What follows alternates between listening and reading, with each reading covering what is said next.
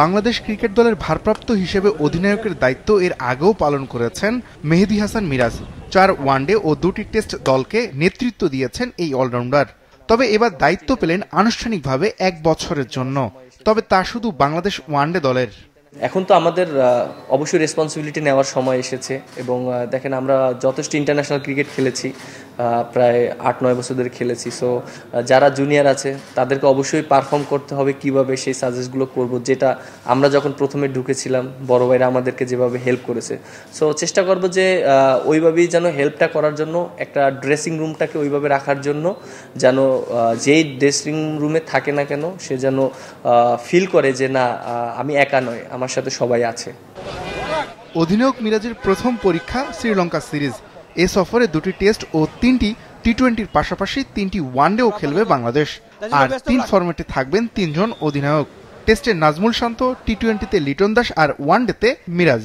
অবশ্যই লক্ষ্য থাকবে সিরিজ জেতা ফার্স্টে, এবং যেহেতু আমরা ওডিআইতে অনেক দিন পর খেলছি এবং ফার্স্ট ম্যাচটা আমাদের জন্য অনেক ইম্পর্টেন্ট। আর যেহেতু আপনি দেখেন যে গত বছর আমরা বেশি ওডিআই ম্যাচ খেলিনি, সো আমাদের জন্য এটা একটা চ্যালেঞ্জ। এর আগে আমরা দেখেন যে যখন ওডিআই ম্যাচ খেলেছি প্রায় বছরে 15-20টাও ম্যাচ হয়েছে। যেহেতু টেস্ট ক্রিকেটের চ্যাম্পিয়নশিপ ছিল, আমাদের ওডিআইটা ওইরকম হয়নি। সো এটা একটা ওডিআই প্লেয়ারদের জন্য একটা চ্যালেঞ্জিং, যে অনেক দিন পর পর খেলা হলে অবশ্যই চ্যালেঞ্জ হবে, বাট আমাদের লক্ষ্য থাকবে অবশ্যই সিরিজ জেতা। একদিন আগেও নাজমুল শান্ত বলেছিলেন বাকি 2 ফরম্যাটে অধিনায়কত্বে মনোযোগ দিতে টি-20 নেতৃত্ব ছেড়েছেন তিনি। এরপর রাতেই ঘোষণা আসে ওয়ানডের অধিনায়ক আর থাকছেন না শান্ত। এই বিষয়টি ড্রেসিং রুমে কোনো প্রভাব ফেলবে না বলে মনে করেন মিরাজ।